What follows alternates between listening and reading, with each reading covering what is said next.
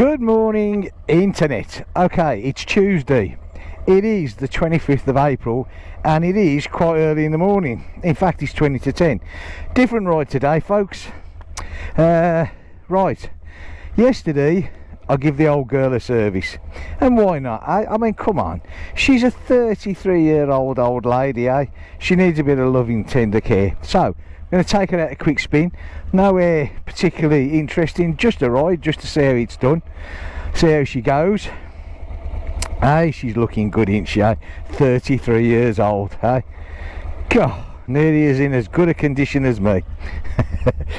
Now, I got asked a question this morning in the comments. I love the comments. Keep the comments coming. Steve, his name is. Hi, Steve. Good morning. He was on about he loved the thing with the moles. Well, you know what? Pesky little things. I don't know if the GoPro's picking them up right, but can you see this like here? Unbelievable. I mean, it just keeps going, huh?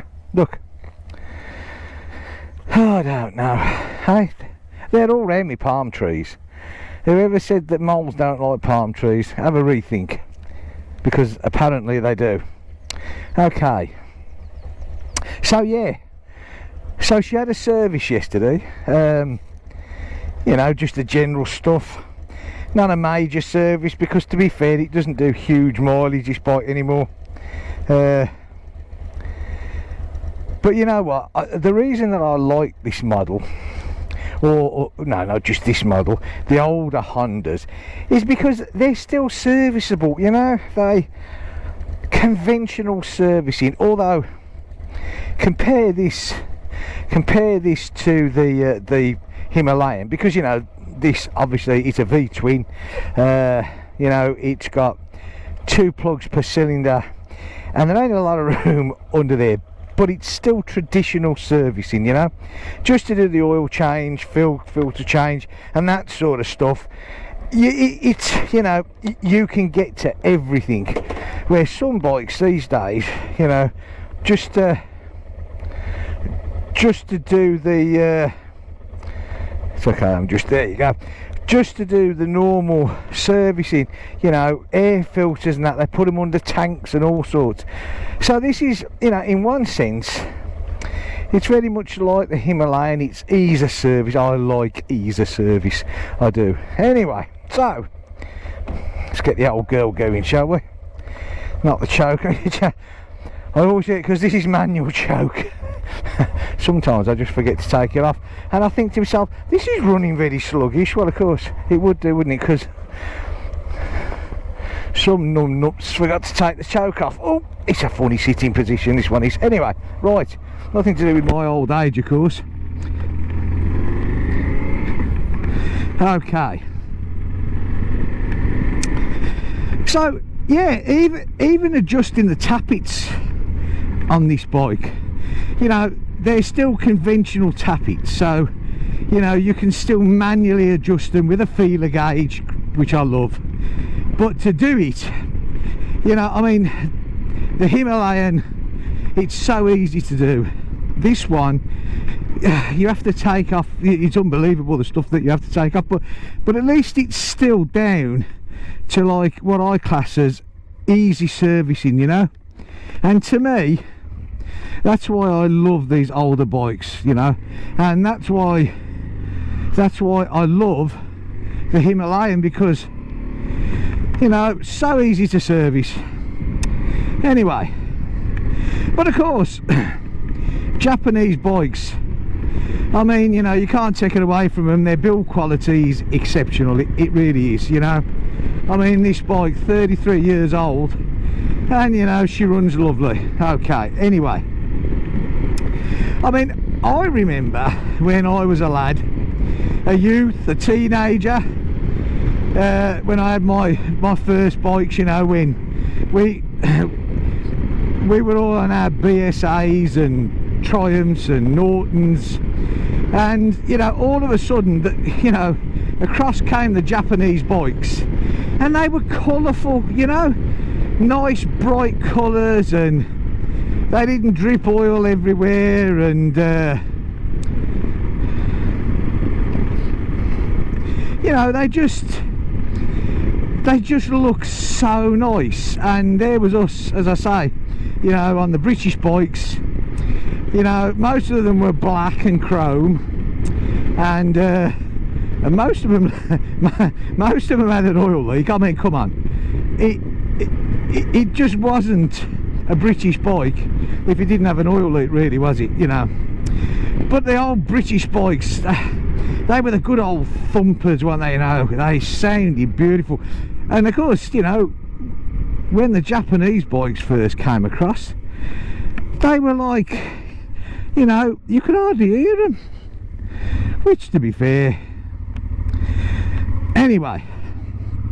And of course, it's all right. I'm just trying to think. Oh, I know. I mean, I did go over to the Japanese bikes.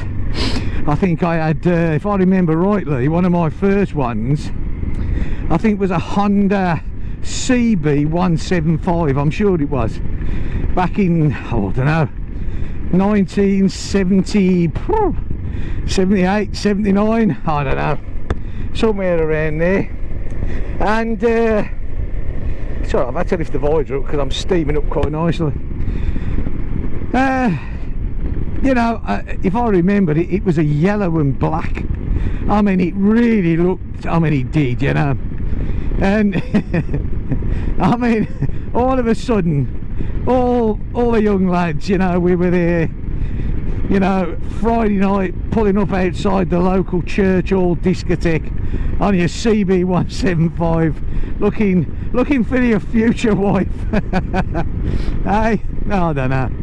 And of course, you didn't wear crash helmets in them days either, you know, so your hair was blowing in the wind behind you. Get your girlfriend on the back and ride into the sunset. I wonder which film I watched that from. Anyway, right, okay. But yeah, you know, back to the Transal. It's still a good bike, you know, after all these years. You know, it's still a good bike. It's a comfortable bike. It's easy to work on bike. I suppose that's why I love the Himalayan so much, you know. I mean, hopefully you saw the chain adjustment and the clutch adjustment, and which I've just done on this one as well, you know, the same thing. Honestly, I don't know why this helmet's steaming up so much these days. I really don't. A bit annoying really, but still.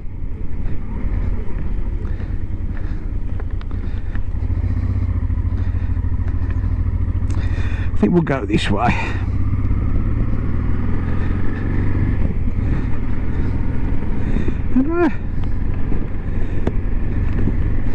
So I've got the chin vent open, so I don't really know. It's a bit of annoying, this helmet. It just won't, I suppose it's just because it's like, it's old really, but it just won't. If you try to ride with the visor, even one clip up, it just doesn't do it. It just repeatedly shuts back down. So you steam up quite nicely. See? I don't know.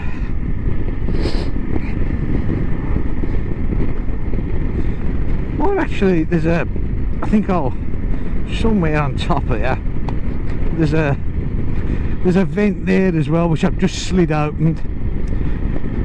See if I can get a bit of airflow, eh? The guy behind me in the car must think, why is that bloke on his bike messing around with the top of his helmet? That actually doesn't sound right either, does it? Okay, we'll get off that subject rather quickly, I think, eh? So, look at the weather, eh? I mean, okay, it's cloudy and it is forecast rain, but at the moment we seem to be doing reasonably okay, which is a good thing.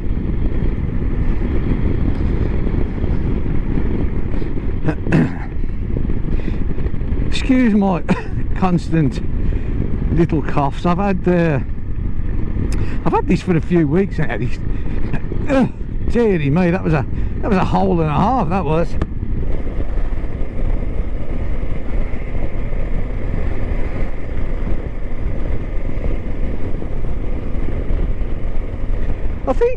I think one of the reasons that you don't get the airflow like you used to in this helmet is because the camera, which I have as a chin mount, obviously, is right in front of the air vent. So yeah,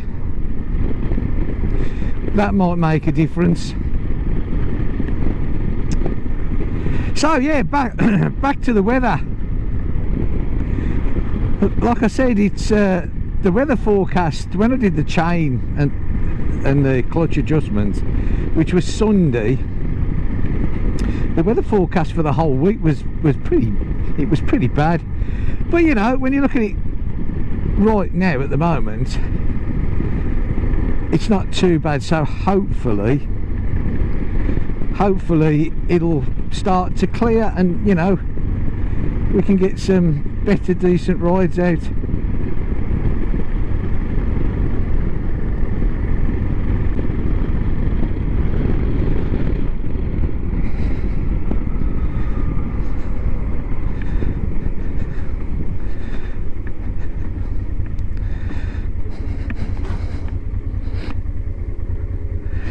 They're getting all the grass cut and everything else now, look, before all the tourists get here, which won't take long now.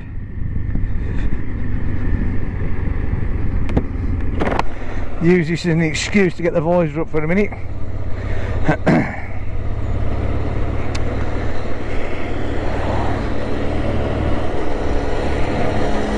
He doesn't seem to be paying much attention to where he's going on the road, mind you, but fair play to him. He was trying to go around a fire hydrant, so I think the last thing he doesn't want to do is to do that, which is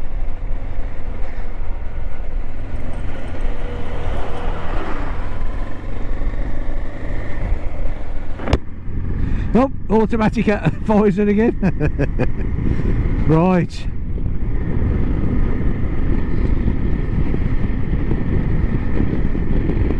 Do you know what?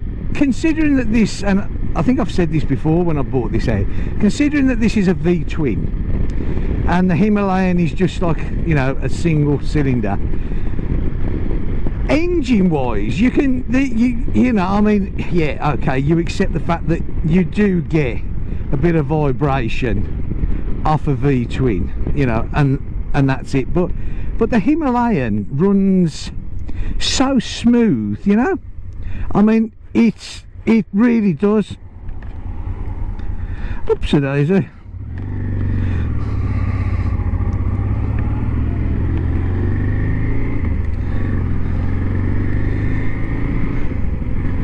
But then again, like I said, this is a 33-year-old bike, you know, so although 33-year-old bike with nearly 24,000 miles on the clock, and that is genuine mileage, you know, because I have got the books that came with it from new. And it's quite funny really, because you know, going back to the Himalayan now, and this great debate of, you know, having it serviced and keeping your warranty and that sort of stuff.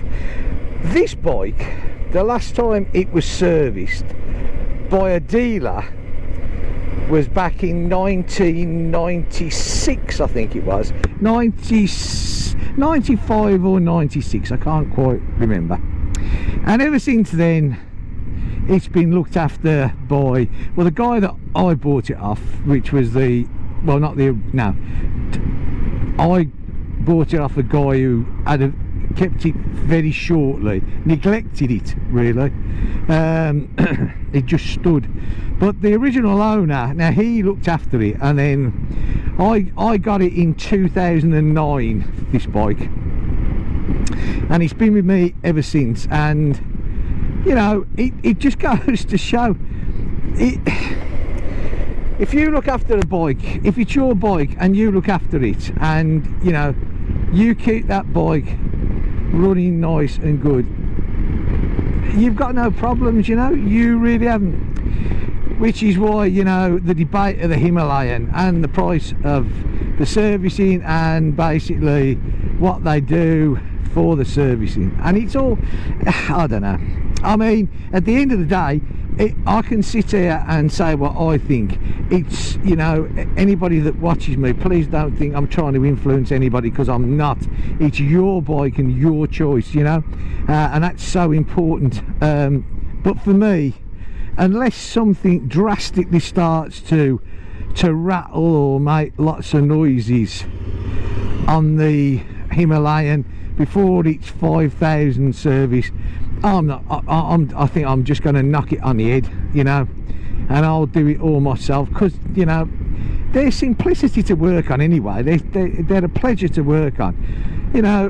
There's nothing you can't do. And do you know what, if the worst came to the worst, for whatever reason, I don't know, you know, whether it be manufacturing fault or you just forgot to put the oil sump drainer plug back in, and you seized it up, you know, you can buy a bottom engine, you know, for just over 1,500 quid, I think it is, and you can rebuild it yourself. Or to be fair, you could, God, this is a nice bit of road. You know, I forget about this every time I come here, because they've put all new services in, but they haven't put the new top layer on. Well, dug it up and put the top layer on, so you come down here at the moment, and yeah, it's a bit iffy, right? Yeah, so I think, you know, and unless you really abuse your motorcycle, that ain't going to happen, you know. You modern day oils, you know, use the right oil, change it, you know, more than it should be, is what I'd say. I always do, you know. I if anything, I over service, but I'd rather over service than under service, you know. It doesn't hurt her one bit. It really doesn't. Right.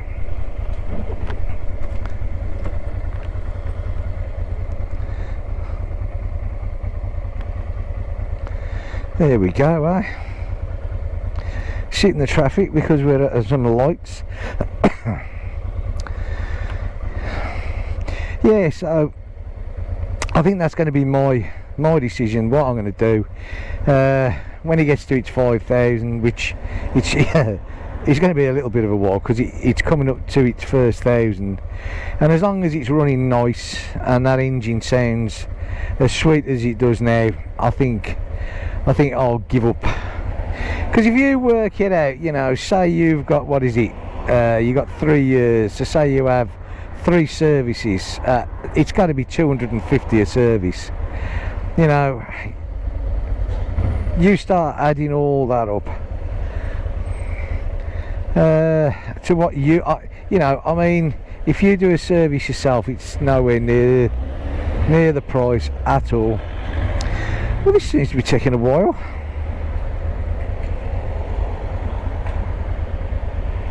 Traffic, I hate traffic, I really do. I've got a thing about traffic.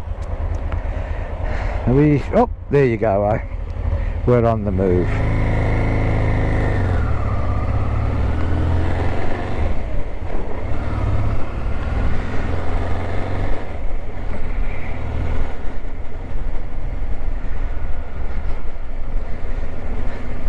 They've dug all this up once.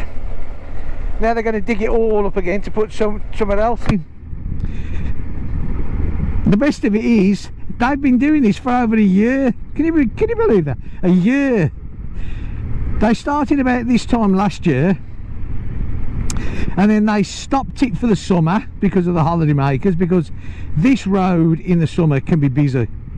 So they stopped it then, and then I think they restarted it round about, I think it was about September, the end of September, October time, and it's been going ever since. And I suppose it's going to be, I can't see them getting it finished, especially the speed that they work at for the summer this year. So I don't know, never mind, eh? Such is life. C'est la vie, as the French say. C'est la vie. There's lots of post people around today. These yellow vans, La Poste. They seem to be everywhere.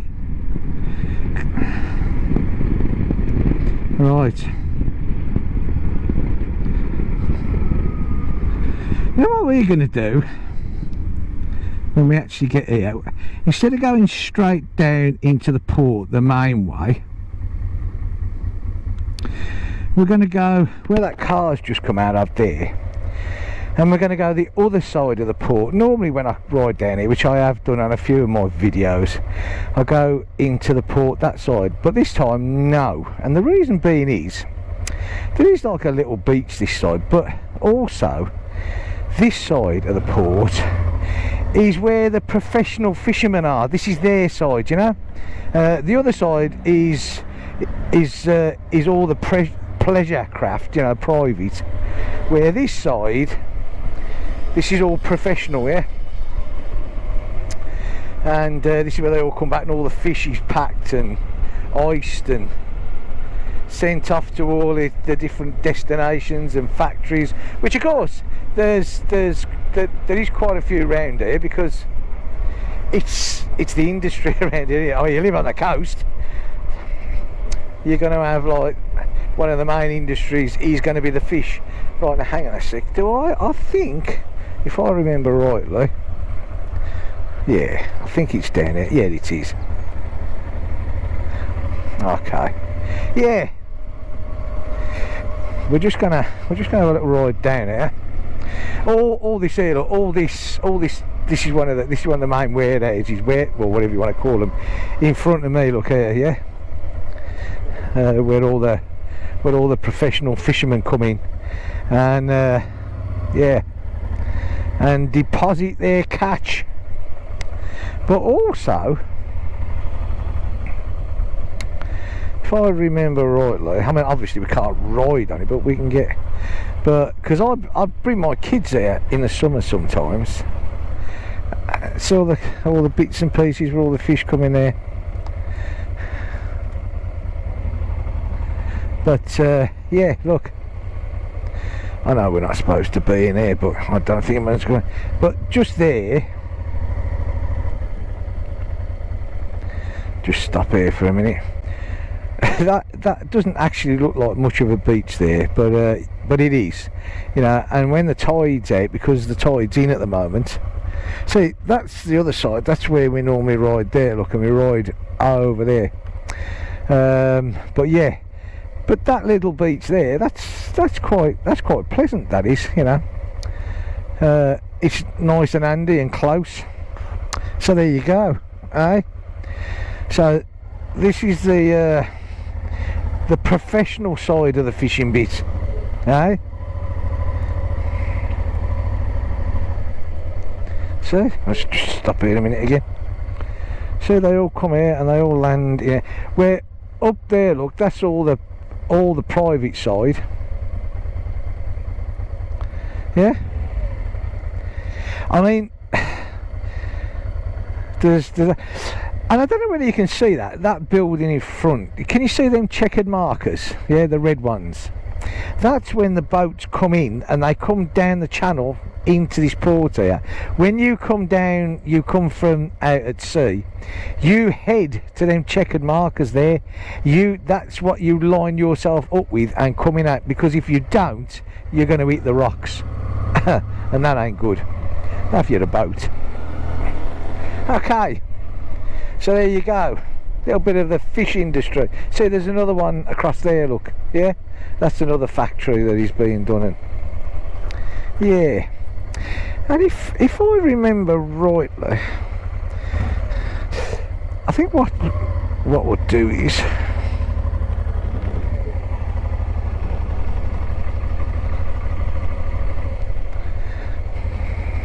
there's so many little bits and pieces around here, you know, that you, because to be fair, tourists, when they come over here, they don't really sort of come to places like this because there's no real need for them to, you know, which is fair enough. They don't come on holiday really to look at fish factories. Unless you're interested in that sort of thing, of course. Right, okay, so what we'll do is, shall we we'll go and have a little ride through Odeon itself, shall we? Which we've done many times before. Oh, put the visor down. Which we've done many times before, but it doesn't hurt to go. And then I think that's about it, really. This was just basically just to bring the Honda out, just to see how it went with its service, eh? Now, you never know, if we can get across these lights before it all changes, which I'm sure we can. Yeah, look at that, eh? Splendid. Absolutely splendid. Okay, so what we're going to do is I'm going to go across the bridge here, and then we'll go back another way, and well, that'll be it really. This was just a little get out and see what's what.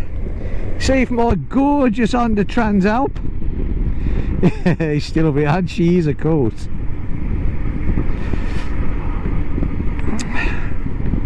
Be interesting to know how many people have got one or two bikes. You know, what do you think of the ones that you've got? Yeah, you know, I mean, I'd have loads. I would, honestly. I'd have a bigger garage and loads of bikes. Yeah, I really would. I could just, the fascination of motorcycles and the passion that I've got for them, I just absolutely love them. I do, you know, and it's just great, you know. I just like I said, I'd have a lot more, but I don't think the wife would somehow appreciate that. I think she might have something to say about it. Strange, really, how women you know, my wife, right, she's got that many Tupperware, you know, the Tupperware boxes, you know, I'm not saying they're the actual Tupperware brand, but you know what I mean. You know, let's keep something in and stick it in the fridge and all that sort of. She's obsessed by them. We've got more boxes in our house that, well, we could sell them back to bloody some of the supermarkets. We really could. And you know what? We can be out shopping, right? We can be out shopping, and she'll say to me, "Oh," because that's how she goes, "Oh, have you seen the deal on these boxes? Look, you get this set, you know, and you know what? I've never, ever, once said no. Never. I've never even shed doubt on it. Straight away, I'm there backing her up. My sweet, if that's what you so wish, if this makes you happy, then you go, you take that to the checkout and get it." Now, on the other hand, on the rare occasions that I can manage to get my wife anywhere near a motorcycle shop, can you imagine if I said, "Do you know what? They've got a sale on today. They've just knocked that," whatever bike you want to class it as, "they've just knocked that bike down, yeah? Just knocked it down. Can I have it?"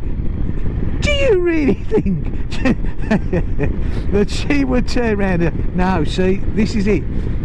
Unfortunately, as much as I love the female variety of life, they just, you know, a lot of them, I mean, there are, obviously, there's some ladies out there who are as passionate about motorcycles as the men, and it shouldn't be, you know, it shouldn't be a gender thing, should it? It shouldn't be male or female, and I'm really glad it's not. You know, I think I take my hat off, you know, to anybody, a man, a woman, it doesn't matter. Some of the things that some of the people do on motorcycles these days are brilliant. But like, for instance, you know, going back now to when I said, you know, about us when I was a teenager on our British bikes, I honestly, I can honestly say I didn't know any girl that rode a motorcycle. Obviously they went pillion, but I really didn't. And it wasn't until sort of the late 90s, maybe, you know, turn of the century. Oh God, don't that make you sound old? The turn of the century. Oh dear, I've got to stop it. Anyway, but you know, all of a sudden now, it's not a man thing, and that's good, and rightly so. It should not be. It's a person thing, you know. It doesn't matter. Once you get your gear on and your helmet on, I mean, let's face it, I could be some absolutely stunning blonde, couldn't I? No one, no one would know. They wouldn't. They'd just see me whiz past. They'd have a bit of a shock when I stopped for my coffee, but still. No, but what I'm trying to say is, when you're on a bike, it doesn't matter what you are, who you are, how young you are, how old you are. It makes no difference. It's what you love that counts, you know.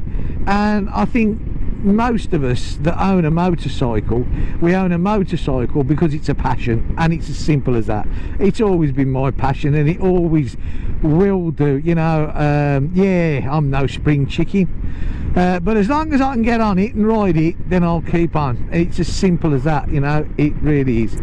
But yeah, you know, I mean, some of these ladies in this day and age, you know, I mean, I'm sure we all watch YouTube just the same as I do. You know, we've got the one and only Itchy Boots. I mean, she's a legend. There's For the Love of Two Wheels, yeah, she's excellent. Safi Sprocket, she's another one. I mean, fair play to her, you know. That lady's got some, she's really, I can say, yeah, right, okay, you know, she got out there, man. She does it. Who else have we got? Rest Day Rider, the paramedic. I mean, you know, come on.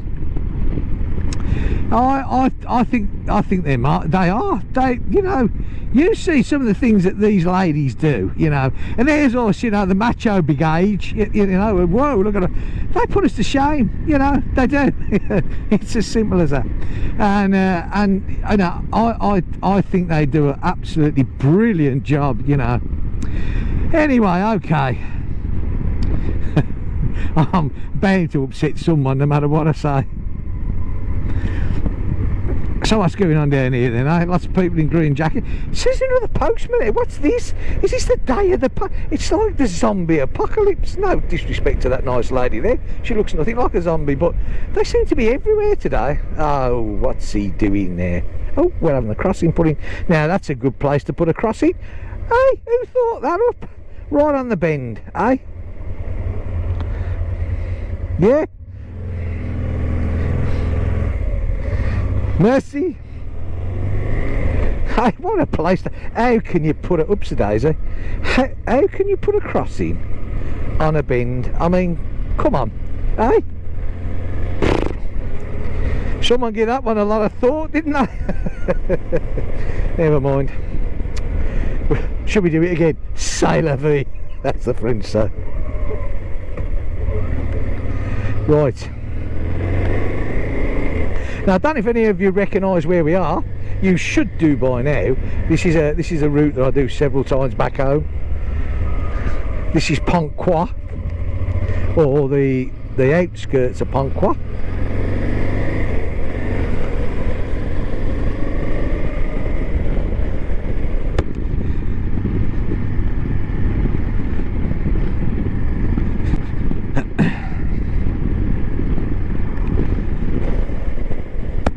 I still can't get over that crossing. I really can't. The French are extremely strict on crossings. They really are. I mean, if you ever hit anybody on a crossing, well, yeah, that's it, mate. You might as well give up, you know. I mean, rightly so. I mean, crossings are there for a reason, to make people or help people safely cross the road. It's as simple as that. But you know, they could put it in a pot. I mean, that is it just me? What do you think? I mean, am I being a bit OTT on that? I just think it's ridiculous. Right on a tight bend, I just, you know, That's asking for trouble, isn't it? That's almost saying, run me over and see what happens. Just, I don't know. Anyway, okay, on a lighter note, well, the weather's, you know, it's been kind, yeah? It's been, and it's getting warmer, eh? It's getting warmer.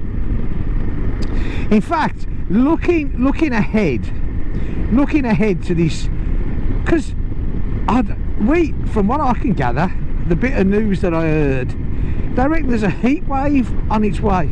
In fact, some parts of Spain this morning, they've already got temperatures of 40 degrees. I mean, yeah. Anyway, so I thought, I've got loads of gloves, mate. Loads of gloves. You know, but one thing I haven't got is gloves that enable me to use the phone. You know, they're not touchscreen. You can tap around here all day. And yes, I know, I've seen on YouTube there's things that you can get, or you know, there's something you can get off Amazon called, I think it's called All Gloves or something like that, and you stick it on your one finger, and it goes on, you know. Yeah, anyway, which I thought to myself, you know what, if I'm going to do, because I do use, you know, because a lot of times to get the different camera views, I have the cameras on the Wi-Fi to the phone, so you know, I can bring up the phone and make sure that, you know, check the battery level of the cameras or whatever. Anyway, but of course at the moment, if I want to do that, I've got to stop to do it, which is a bit of a pain in the bum. So I thought to myself, you know what, so anyway, to cut a long story short, I sent off for a pair of motorcycle touchscreen friendly gloves, but I wanted a summer pair as well, yeah, and I didn't want leather. I mean, all mine are leather gloves, and you know, I suppose this is me going back again, isn't it, you know, to my younger, everything was leather. We was brought up in, you know, wax cotton jackets from Belstaff. Oi, where's this bloke going there? Yeah, suicide mission to a bike. Anyway, yeah, so I thought I'm going to get me a pair of textile gloves, and you know, they've got, because they reckon these days, don't they, that textile with all its interwoven, reinforced, we use this on our NASA spacecraft, is just as good as leather. And of course, one thing it is, it's breathable. Leather's fine, except the fact it's hot, you know. I mean, you don't put your leathers on in the summer. In fact, I don't wear leathers anymore. I haven't for years. I've got leathers, but I just, you know, I find them extremely uncomfortable. I really do. plus the fact it's sacrilege these days. The amount of cows I'd have to kill to get the leathers to fit me wouldn't be fair. And the leathers that I have got, I swear to God, I just keep them there for safekeeping, because I don't think they might go around me now. Anyway, that's another story. So yeah, so the gloves arrived yesterday. They did. In fact, you know what, I mean, I went to Campere, which is our local city. I'm sure you saw the Campere run on the video, and they had a pair of gloves there, you know, and I thought, oh, this was in a motorcycle shop, and they were touchscreen friendly and summer gloves, so they was breathable and, you know, all the rest of it, and they were like 80 something euro. Now, you know, like I said, I got a lot of gloves. It's not like I'm desperate for another pair of gloves. So I thought to myself, you know what, so what I did, right, I sent off for a pair from well, no, I'll cut up. What I actually did first of all, there's an moto shop near me Leclerc's it's called, which is like one of the big French supermarket chains, and they sell, you know, they sell helmets and waterproofs and gloves and all the rest of it. And they had there a pair of these gloves I was after, and I thought, oh, okay, you know, and they seemed okay, you know, they're very lightweight, nice and bright as well, you know. Anyway, and they were like, I think they were 50 odd euro, which I thought, okay. But when I actually looked at the label, you know, made in China, I'm not knocking China, I'm really not, but they're made in China. And I'm thinking, well, hold on a minute. So I went home and I looked at these gloves. I looked at the gloves on AliExpress, good old AliExpress, and I got me a pair of gloves there that look exactly the same as the ones that I looked at in the shop here, and they cost me €9.50 and free postage, eh? Now, you know what, according, they say, you know, the anti-abrasive, if you come off at, I don't know, so many kilometers an hour, and, you know, skid on your hands and everything. Oh no, you know, it's all sales bulk, isn't it? I mean, at the end of the day, they seem pretty tough. The reinforced knuckles on them and what have you. For €9.50 to get me through the summer, that'll do me, thank you very much. And let's face it, I mean, they seem sturdy gloves, they do. They seem pretty well, you know, pretty well made. There was lots of write-ups on them, blokes that had them, women that had them, saying, yeah, they're fine. I mean, at the end of the day, for that sort of price, you get 2 years out of them, throw them in the bin. That, I mean, you know, that's fine. That's fine. So, yeah. Okay then, so we're nearly home. I'm sure you've recognised where we are. I hope you've enjoyed today's little video, and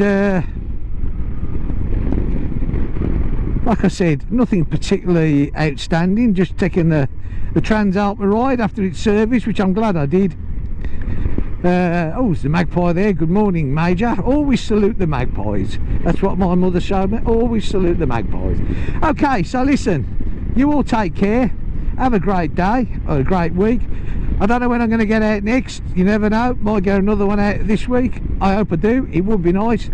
Look after yourselves, and I will see you in the next video. Bye for now.